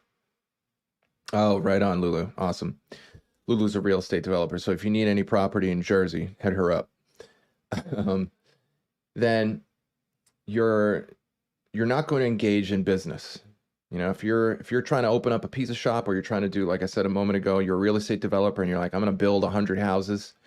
You got to make damn well sure that the place you build those houses, the demand for housing is going to stay strong for 10, 20 years so that all your houses can sell so that you can make your money back. Or, you know, on a shorter time scale, if you're opening up a pizza shop, or, you know, even in shorter time scale, if you're a t-shirt designer and you want to sell a bunch of t-shirts at a Trump rally. So you're like, well, I could print 1,000 t-shirts, but what happens if Trump doesn't do his rally? You know, well, now you can, no way to sell these t-shirts, or maybe you have to do other long-term ways, which means all your money's tied up in that. Then when there's uncertainty because of some kind of shifting economic situation, then people who have the ability to engage in business hold back and not to do so, just like Warren Buffett is doing. So there's a long way of saying, I think what the bankers are going to do is they're going to bail out the economy in the short term. They're going to inject capital into the markets. They're going to, in some way, use that saving grace to pump up their chosen candidate while deriding Trump. I'm sure they're going to do this. Now, Trump, if he's smart, which he is, he's going to use this as an opportunity to talk about, this is why we need to get away from this crazy system that we have. Now, I've heard Trump talk about a couple things, but I don't know exactly what he's going to do. But my personal theory is that if he really wants to solve the problem, as I've mentioned before on the show, he has to actually address the system that we're talking about. So what will likely happen if the bankers have their way is they're going to bail out the economy. It's going to kind of slow things down, but it's still going to happen behind the scenes. And people, when in a recession, people are not going to be motivated. That's why the SBA during the COVID crisis, I did lending back then, so I know. The SBA was giving out insanely cheap loans. Money was flying around all over the place because what happened? They did worse than what normally happens in an economic crash. At least in a recession, you can go out and get an extra job if you can want. But when COVID happened, it's like a recession times 10 with respect to the fact that your ability to exchange your labor and services for money drops dramatically because nobody can go out and work. You got a lockdown going on. So what if they did both? What if they bailed out the economy, let people feel some basic sense of relief, which at a psychological and a psyop level gets people to feel happy about their banker? I mean, think about it. If you were hard up for money and somebody came in, angel investor, and was like, hey, don't worry about it. I got you. I'm going to give you some money. Everything's going to be all right. You're going to be able to pay your bills. You're going to be able to keep feeding your kids. It's going to be wonderful. You're inevitably going to feel some sense of relief and attribute that relief to the person who helped bail you out. And so that reinforces the slave and slave master, relationship psychologically at a psyop level. And then you have a pandemic happen. Maybe the pandemic will start September. Maybe the pandemic will start in October. I don't know. It's getting pretty close. Keep thinking about the last time they pulled the pandemic game in order to win an election. They started the pandemic in, what was it, like December of 2019, and one of the benefits for the pandemic anyway, obviously this is a multifaceted globalist agenda, so there's always multiple different benefits being affected all at once. One of the benefits was to inaugurate mail-in voting and steal the election from Trump, which they successfully did, to a certain extent without invoking, devolution theories and things like this. But the basic concept is that they don't have a year anymore. They've got 3 months. So the question in my mind is, if they do trigger a pandemic, is that what's going to happen? Or is it what's going on in the UK right now? What's going on in the UK right now is that there's massive civil unrest for things that, I believe what happened, based on my limited knowledge, there was some type of migrant-inspired riot or violence that caused mobs so these migrants that had been coming in, I don't know if you know this, but something like 30% of the British population has recently immigrated there. It's ridiculous. Recently, as in within the past 30 years. And so things are shifting tremendously. Tommy Robinson has been doing, the journalist has been doing a lot of great work on how much the British society is, ignoring the crimes of these migrants. I personally believe a lot of what Matt Arrett and Gordon talk about, Ghost of Base Patrick Henry talk about, that this is an intelligence operation, and that I would not be surprised if some of these migrants are themselves intelligence assets designed to foment and weaponize the culture of the migrants so that they do what, weaponized cultures do, which is you get a big mob, you wind them all up in a mob mentality, you have them rage against the antagonists that you've selected, which is apparently the British people or something like that, British business owners. And then you get all this mob activity to happen, just like what happened in Black Lives Matter. Again, when the rule of law goes down, propensity for crime goes up. And the reason why is, if you're somebody with no scruples, who has no problem screwing people over, would be happy to a mob situation to happen so you can break into stores and steal a bunch of stuff and get money and sell that in the black market. Then when a riot happens, you're like, all right, we're in. Let's do it. Let's go and rob a bunch of stores. And that's exactly what's been happening in the UK. You got these migrant situations taking place where apparently a bunch of kids were slashed in some way. I don't know if that's what triggered the migrants to getting pissed off, or that was the effect of the migrants getting pissed off. But in any extent, massive demonstrations happened. You have a lot of civil unrest, rioting. Then that brings these criminal elements out. which then you start, you have, theft and looting of stores, which again, if you're an intelligence agency and you're like, well, I'm going to put my people in that I've trained to trigger these riots. Then I'm going to put people in afterwards to come in and steal stores to show the criminals that are there organically, hey, it's now time to go cash in and steal the stores. And then what does that all do that for the economy? Well, if you're a British business owner or you're a worker or you're living in Britain, you're scared shitless. And so you don't want to spend your money. So you're going to stay home instead of going on a vacation. You're going to stay home instead of going out to a restaurant. You're going to stay home instead of going anywhere. You're going to not invest in a new business in that local area, which means the economy is going to keep spiraling down, right? And so what does that mean? It means the people are now dependent on what? They're dependent on the nanny state. And what is the Agenda 2030 all about? It's all about creating and getting everybody on this new 15-minute cities, Green New Deal nanny state where you own nothing and you're happy. And we've got, universal basic income where the bankers just like send $2,000 in your bank account every month. But as long as you spend it on the right things, you're cool. You can compete and have the things that you need. So, to go off on a little rant there, this market crash that's happening now is going to cause an economic contraction. That economic contraction is going to cause ripples throughout the entire economy. There's a lot of people who are going to suffer. As a result of that increased stress, we're more likely, and when I say we, I mean the general population, we're more likely to make not great decisions at the voting booth. We're going to make it harder for people like Trump or I forget the Brexit dude, Farage or Putin or whatnot to try to advance their better ideals because people are stressed. Let's face it, people aren't making good decisions, period, anyway. We wouldn't be in this situation in the first place. And when I say people, again, I'm saying the general population. The people who are, blue-pilled and don't really know about anything, when they see this kind of stuff happen, the last thing they're thinking to themselves is, man, I just wish I understood what was happening so I could make better choices. They're thinking, please help me, save me. I don't want to have to stop watching my anime or playing my video games or watching Dancing with the Stars. I want to keep eating my bread and circus and having a warm, cozy house slave environment and keep working on my slave plantation job. So that economic contraction is going to get somewhat bailed out by some kind of a banker bailout. They might do an emergency meeting sometime this week or next week to lower rates again, therefore creating that middle tier because, that's the tip of the economy, to use the triangle here. The tip of the economy is right here, and then the lower classes down here. These are the servants of the house slaves, and then you got this chunk in the middle. That's where people who have money, who need their money to make money for them, do their stuff. That's where the entrepreneurs are. That's where the government employees. That's where the government contractors. That's where those people are. So that middle chunk is going to get some type of artificial inflation bailout of currency. And then that bailout of currency is going to help them stay afloat a little bit longer. And then while that's happening, this is one of my theories, is that the globalists are going to be sending their agents in and being like, hey, if you thought that was bad, if Trump gets in office, it's going to be 10 times worse. So what you better do is you better vote Kamala Harris come this November.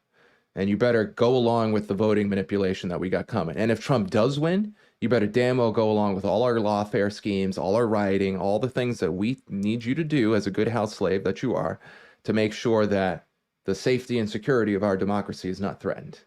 And what I just described about how they create a hardship situation and then get the house slaves to dig their heels in deeper and to become either you say yes, and now you're going to be a better paid house slave with more money, which is exactly what happened in COVID, or you say no, and everything, the whole carpet falls out from under you. You lose all your business contacts. You have to sell off everything to survive, and now you're just one of that lower tier. That's what's going to be happening, And I think if Trump does get in office, he's got a couple opportunities. If I was Trump, what I would do is I would immediately address the situation. I would start revealing the truth about how these economic situations work. I would have a massive re-education campaign about what money actually is, where money comes from, and how money should be used to maintain prosperity in a community. I would impose tariffs. I would eliminate most of the debt because, I mentioned earlier, I was going to talk about, where money comes from. Well, you might think, well, if you need a car and the car costs these days, it's like $50,000 for, somewhat of a nice car, but we'll say 30,000, 20,000. So $20,000, you need a $20,000 loan to get a car. That's what I paid for my car recently, 26 actually.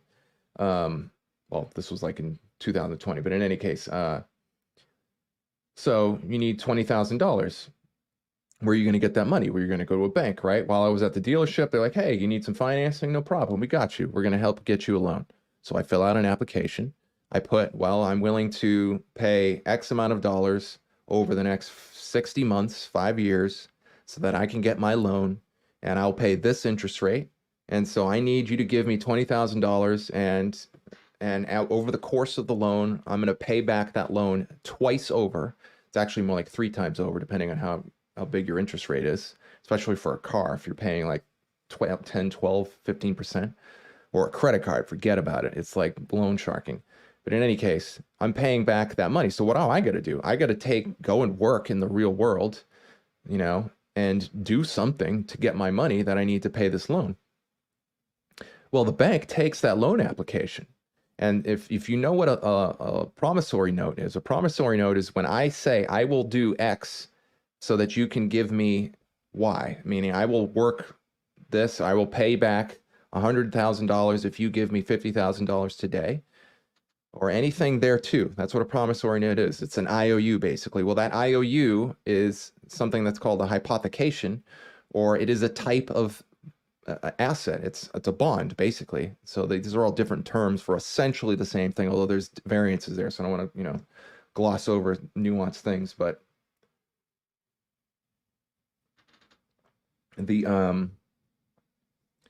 so a promissory note has value. If I come to you as my neighbor and I say, hey man, I need $1,000, I'll write a contract right now where if you give me $1,000, I'll pay you $2,000 over the next year. You could take that thing, not necessarily that much anymore, because the banks make it really hard for you to do that now. But technically, you could take that instrument and you could sell it to somebody else and make money, because that instrument, that promissory note, that loan, that IOU has value. And that's exactly what the banks do, except they work with the Federal Reserve System. So the Federal Reserve System, it prints money from nothing, right? Well, that's kind of true, but it's not really true. What the banks do is you go to them, I need my $20,000 for a car loan. And they're like, okay, here's your $20,000. We're going to take your loan application that is worth $20,000, and we're going to lend you our Federal Reserve notes. So we're going to convert. It's basically a conversion house. We're going to take your $20,000 IOU, and we're going to convert that into $20,000 of bank credit. We're going to give that to your car dealer. He's going to give you this car, and now you got to go work in the real world for it. Well, you might be thinking, well, where does the bank get that money from, that $20,000? Well, it makes it right there on the spot. It prints. Now, it doesn't actually print the money, because most of the money in the economy is not dollars, paper dollars. It's actually credit. So it's ones and zeros in a bank account, or a book entry credit. There's different terms for it and different classes of the money, but it's basically it's a valuation. And so the bank doesn't actually risk anything. So when you get a credit card, and the credit card, it allows you to spend money at a restaurant or something like that, and you can run it up to the tune of $1,000 or $10,000 or $100,000. The bank doesn't actually have the money to lend you. You're literally creating it right there when you go and spend it. That's the crazy part about all this. So which means that if you've run up this big credit card and you got to pay back the credit card company, what do you got to do? Well, you got to, like I said, you got to go work in your job. You got to go sell, a piece of your assets. You got to sell some CDs. You got to sell off some of your 401k. You got to sell your car. You got to, whatever you need to do to pay that credit card company real money. So they lend you money that they created. In reality, you created. They were just the exchange house for. And then you work in the world to create real things of value so that they can receive the money afterwards when the debt is paid back. Now, technically, the money, when it's paid back to them, is it cancels out the debt. So when you earn money and then you pay it back to the person who lent it to you, it cancels it out in some situations, not in every situation. But what's happened? Well, what's happened is we created something of value.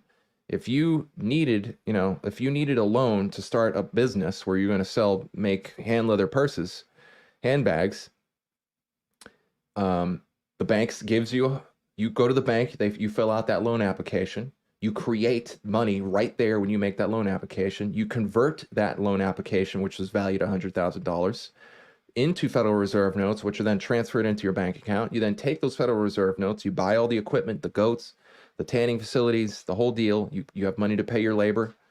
Then you start making that money, and let's say at the end of the time, by the time you've paid back the loan, you've made 1,000 purses. Well, the bank, through their ability to give you money, basically allowed you to create, or you created, things of real value. And that is what it's all about. It's a sophisticated, covert, I won't say cryptized. It's a covert system for slavery, basically, because we, through them, will then go and create things of real value. And so what Trump could do is he could just say, you know what, we're going to wipe out all this debt, because the bankers don't actually have any money owed to them. They didn't actually risk anything. A real loan has risks. If I give you $1,000, if I loan you my car and you crash my car, what's the risk? The risk is I don't have my car anymore. But if I never had a car to begin with, and I go to my neighbor's house and I give you their car, and then you crash the car, what did I lose? I didn't lose anything. My neighbor lost, but I didn't lose anything. Well, it's kind of like the same way with the banks, except it's even worse because the banks never actually had anything to lose in the first place. But they've created a legal situation where the banks can actually argue, because they lost the ability to profit from their money lending schemes, that they are at a loss and we still owe them money, which is an insane thing to think about. But anyway, so Trump could just say, you know what, F you banks, we're going to wipe out all the debt. We're going to reboot the economy. We're going to have a great awakening instead of a great reset. And we're going to do what we've always been able to do, which is come together as a people, agree to work together in trust through the rule of law, to honor each other's rights, to create all honorable and valid contracts, to work together in peace, and to, agree on what things are important, what to create, roads, wells, housing, and stop this insanity where we're constantly competing with each other to undermine each other through this crazy economic system we live in, and actually start to create wealth now. That's the crazy thing. You know what? All of this money that's happening, all this man-made weather where the market is crashing, if we were living on an island somewhere, it wouldn't mean a damn thing. If we all had like $100,000 and all of a sudden that $100,000 was worth a little bit less or more, it really wouldn't mean anything, because at the end of the day, we're all in this deserted island together. If there's 10 people on that island, everybody still needs to do their fair share of work. And the value of the money doesn't really mean anything. And that's exactly what we could be doing right now. And I think that's why what Trump is doing, if he's going to do what I think he's going to do, is so powerful. Because overnight, he could wipe out the debt. He could basically propose to the world, well, to the United States anyway, hey, we're going to wipe out the debt. We're going to give everybody some amount of starting capital, kind of like the beginning of Monopoly. And now we're going to play the game fairly. We're not going to have all this stuff. We're going to take the power of the purse through the treasury, and we're going to create infrastructure projects where we're going to pay people to build roads, to build, whatever technologies we want to build, free energy, things like this. Bring back holistic medicine. We're going to create homeschooling. We're going to do all these things. They're going to rebuild the infrastructure that the founding fathers built way back when, and that was taken away from us over the past 250 years. And that could all happen in the blink of an eye, in the sense that the process could get started, because we could wipe out all that debt and get rid of it. And then now we're not having to pay back these insane loans to bankers who never gave us anything other than, some pieces of paper in the first place. So, anyway. So, okay, so let me go through some of this other stuff. So this, I've kind of already explained a little bit of this, but I wanted to play this video just to show you, how bad it actually is when it comes to the understanding of the money. Actually, you know what I should do before I do that? Let me talk to you about humic and fulvic. So if you guys haven't already done so, I wrote an article on my Substack, justindeschamps.substack.com. And I talk about the things that I did to heal myself. For those of you who don't know, I almost died earlier this year I had a massive abscess in my body, bigger than a toddler, they said, something like that. I had to get a drainage tube put in and the whole deal. And they gave me like, God knows how many antibiotics. And I was in a real bad shape. I had brain fog. My digestion was all messed up. My going to the bathroom was all messed up. I had weird skin issues, dry skin, like weird pimple things happening in places, and other issues I'll spare you the details of. And so I needed to restore my gut and get rid of all these toxins. And one of the things I used was humic and fulvic from Ascend Nutrition. Now, humic and fulvic is made from soil, or it's in soil, I should say, but it's made from the decomposition of things. And it's actually a very old molecule. So humic and fulvic doesn't really go bad, humic and fulvic acid, but you can use it and it acts as a chelator. So it'll literally suck out toxins out of your body, particularly the heavy metals, microplastics. It'll break down pesticides. It'll even help with some radiation. And while it's sucking out these toxins, it's helping to restore your systems so you can actually start to live a healthier life with less pain, more consistency, less brain fog, less inflammation, while at the same time, it's restoring your gut and allowing the engine of your health, which is your gut arguably, to get healthier. Now, they have a really inexpensive form of this product. I didn't realize how much the competitors were, but I did a deep dive recently and it's a lot. It's some places sell it at like 50, 60 bucks a bottle. So we sell it at $36.99 for the one-time buy. You can get it at $31.44 with a subscription. You can get it if you're getting it. I don't know if it's this much in it. They had a deal. I don't know if it's 15% off now. It is 15% off. Wow, that's awesome.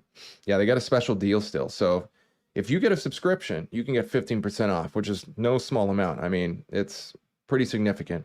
I strongly suggest you get it. If you read some of these, if you go to my Substack, justindeschamps.substack.com, you can read some of their choice reviews that I put in there, and it's like review after review after review of people talking about how their gut's healthier, they go to the bathroom easier, they're getting less pain. One lady had her psoriasis fall off her body. They're restoring their gut, their brain fog starts to go away. Because the other problem is we got this rain barrel effect going on where, you wonder, why is it that I felt so good for the first 40 years of my life, but then around 40 or 50 or 60 or 70, all of a sudden I start to feel like crap. Well, it's because your body's ability to work properly there's all a bunch of junk and toxins in there. It's like slowly pouring sugar in your gas tank. Eventually the car can't handle it. It stops working. And that's exactly the way our bodies are. But with this compound, you can deal with it. So go ahead and go to the link in the description. Get yourself some humic and fulvic acid. Don't forget to sign up for a 15% off, which is a lot. I'm actually kind of surprised that he can even do that, but it's a really, and we have one of the purest products out there, and it's in a nano form. I know that's kind of a buzzword, but it truly is. That it has the ability to not only to go into your body and pull out these things, but go into the cells of your body, and it apparently helps break down pathogenic bacteria and viruses. So it's really pretty amazing stuff. So check that out. All right. Let's see. Crepe Game says that would be powerful if Trump does that and everyone would be on a level playing field. Yeah, I completely agree. I mean, one analogy, I know I'm already going pretty long here, but I'm going to try to wrap up here in a few minutes. Imagine you're playing a game of Monopoly and one of the players is and it has a deal with the bank where they're going to get bailouts from the bank. So while you're going collecting $200 when you go past go, one of the players is, they get $1,000. They get extra money every time. And so now there's no way for you to compete. This person is buying up properties all over the place. And one, you can't get those properties. So now there's less places to live, but you still got to do what you need to do. And when you land on one of these properties, you got to pay money. You got to pay rent, which is what the whole point of Monopoly is. Well, that's exactly what the bankers have done. They loan, if you're in their club, if you agree to play by their ESG, DEI rules, if you're a part of the globalist agenda, then you're going to get the money you need to fund your businesses, to do all that stuff. And that's exactly the way our economic system works. And Trump could eliminate all of that and actually go back to what the founding fathers created. And remember, the founding fathers, they struggled because they were still living under the yoke of the British Empire, but they basically within, I would say, 20 to 30 years, especially once the country was actually formed, were able to create a tremendous amount of prosperity very quickly. And we live in an industrialized age now, so it could happen, I think, like within a few years, and it arguably needs to. Okay, so let me play this clip. This goes to show you how bad the situation is, how little people understand our economy and where our money comes from. Bankrupt because the U.S. government can't go bankrupt because we can print our own money. It obviously begs the question, why exactly are we borrowing in a currency that we print ourselves? I'm waiting for someone to stand up and say, why do we borrow our own currency in the first place? Like you said, they print the dollar. So why does the government even borrow? Well, again,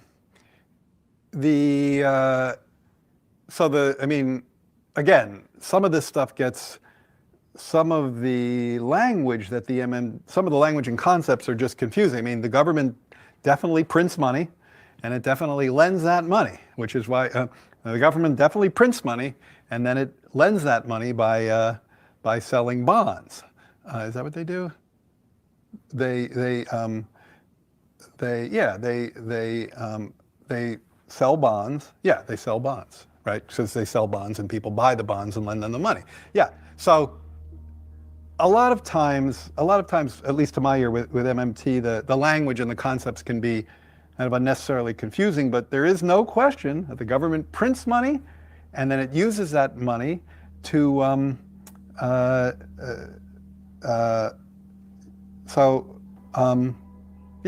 guess I can't really talk. I don't get it. I don't know what they're talking about. Like, because it's like the government clearly prints money. It does it all the time, and it clearly borrows. Otherwise, we wouldn't be having this debt and deficit conversation. So I don't think there's anything confusing there. Yeah, I'm very clarified. Thanks, appreciate that, Jared. Yeah, that was one of the top economic advisors for the Biden administration. And it's not his way of looking at it, which is basically totally idiotic because he doesn't actually know what he's talking about, is not uncommon. That's how most of the economy works. Or most of the people who are operating and working in these aspects of the economy understand it. They have modern monetary theory, MMT, argues that basically a country never really needs to go bankrupt because it can always print more money, which, if you understand what a bankruptcy actually is effectively saying we can have a perpetual bankruptcy because you can always have money being flooded in from a certain place to bail out people who continue to play the game. But you might ask yourself, well, what happens when that's going on? And what happens is exactly what we've been explaining throughout the show, is when you have a bailout, certain people get bailed out. If you bail everybody out, then there's no incentive to work. This is why I think, as much as I'd like to believe that you're going to have like a quantum financial system or something like that, where we're all going to get like $1 million, that's not really going to help us out, because if we don't, first of all, we have to fix the existing rule of law system so that we actually have a proper rule of law. Next, we need to identify the parasitic policies and parasitic people who scheme and wheel and deal behind the scenes and work with the central bankers. We need to expose and get rid of the central bankers. And then, if we're lucky, we can try to have some infrastructure projects and guidance, because your life doesn't just, if somebody just dumped $1 million in your lap, that doesn't necessarily mean you don't have to work anymore. You don't have to clean your house anymore. You got to pick up the phone and hire somebody to do these things. And that takes time and effort and energy. So, and people work because they need to earn a living. So if everybody's got so much money they don't need to earn a living, then what happens? Well, there's no need to work anymore, which means the entire society falls apart and crumbles. So that was that guy. That was just goes to show you how utterly ridiculous the level of understanding is in our economy. So here we have Marjorie Taylor Greene sharing this image. Oops. There we go. So this is what's interesting. So while this economic crash was happening, let's say you're working with a retail brokerage, which is basically saying that you've got money, you want to invest through a broker like Charles Schwab or Fidelity or Vanguard or Ameritrade or Lumen or E-Trade or any of these ones here, well, not UPS necessarily, but you get what I'm saying, then you got to sign into your account, right? Well, turns out all these accounts were down. So while this market crash was happening and people are watching their stocks drop in price, they're trying to sign in and sell off these stocks, right? Just like, you know, I was talking about earlier, but you can't actually do that because all these systems weren't working properly. Here we have another person here trying to sign out of their system, sign into their Charles Schwab account, and it's like, due to technical difficulties, technical issues, some clients may have difficulty logging into Charles Schwab's platforms. Please accept our apologies as our teams work to resolve the issue quickly as possible. Well, it's kind of like when the banks close their doors and you can't get your money out. I mean, does anybody remember that in Mary Poppins when, I forget the character's name, but basically there's this run on the bank happening. And so the bank's monetary value is lowering, its currency is reducing its value because not a lot of people they're getting their money pulled out of the bank. And so your bank, the more that happens, the less money there's going to be in the bank. And eventually, because of the lending, the way banks do, you go to get your money out and you can't get your money out because the bank has lent all their money out. That's the idea of it anyway. So it's almost like that. Like, you know, if they close their doors, they're like, oh, sorry, we can't actually give you your money, which happens. It's to this day, run on the banks happen. Then you can't actually cash out your trade. So it's almost exactly like that. Let's see. Here we have, this is Patriots in Control, says Trump was always right. On April 19th, 2021, interesting, that's the first day of, no, actually it's the day before the 13 days of preparation. Anyway, Trump said election, so this is Trump, excuse me. This is a headline from CNN saying Trump said electing Biden would crash the markets. It didn't. So this is way back then in 2021. And then here we are today, global stock markets plunge. He does a really good job of putting these things together. All right, so I'm going to skip that video because we don't have time. This is a tweet from Roz Alerts saying the crypto markets have lost $1.2 trillion in the past 24 hours. Yeah, I think Bitcoin was down something like 19 or 20% at one point. I don't know what it's at right now. As a matter of fact, let me check real quick. Yeah, so Bitcoin is now at 53,000. It's down 7%. I don't know if that shows yesterday. I'm pretty sure it was down even more. Yeah, it's down like 16% from the 5-day high. And I mean, it fluctuates like crazy, so it's not like, you know, that's totally unexpected. But in any case, you see what I'm getting at. All right, so let's see. This clip is really, really, really good one. So, okay, so I'm going to read this first. I'm going to read this, and then we're going to listen to this clip because this man here, I cannot remember his name, so forgive me. He is the president of El Salvador, and he had a great interview with Tucker, by the way. He lays it down. He really shares a certain level of expert knowledge on the way the economy works that I have not heard many people talk about. So this clip perfectly describes the total illusion that is the modern economy. When the planet you live on has been divided into regional concentration camps called countries, and all of these countries need international banks and their bought and paid for industrialists to survive, you don't have real freedom, nor economic prosperity. You have house slaves that manage wage slaves on behalf of their owners, the bankers. The solution has been sitting on a shelf for hundreds of years. The same solution the founding fathers used. It's to start sovereign communities with their own currencies backed by the true value of the economic prosperity, faith, and credit of its citizens. That's what real capital is. Trump appears to represent this neo-decentralized movement, the MAGA movement. Given the economic crash today, given the economic crash that is just starting, the following choice is before us. Either we initiate the Great Awakening or we slide into the Great Reset.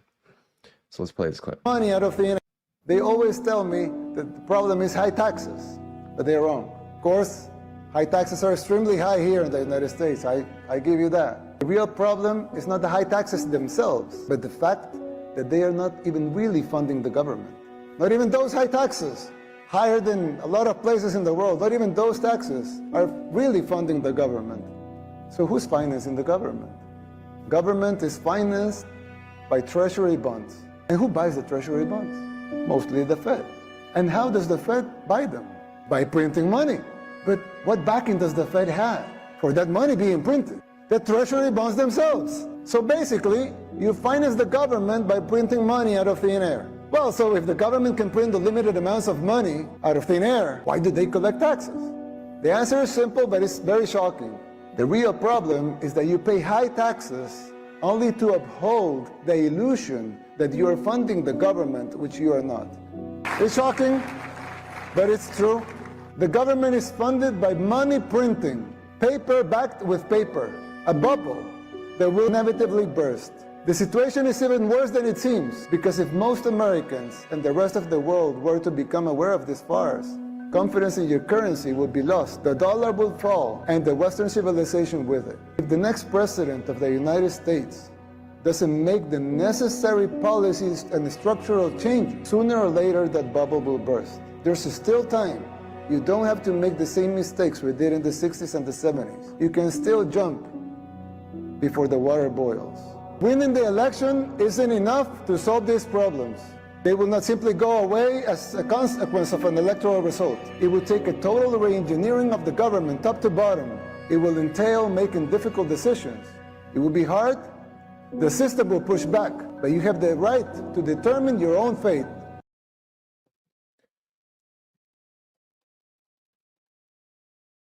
All right, so there you go. So that kind of explains just a little bit about what's really going on.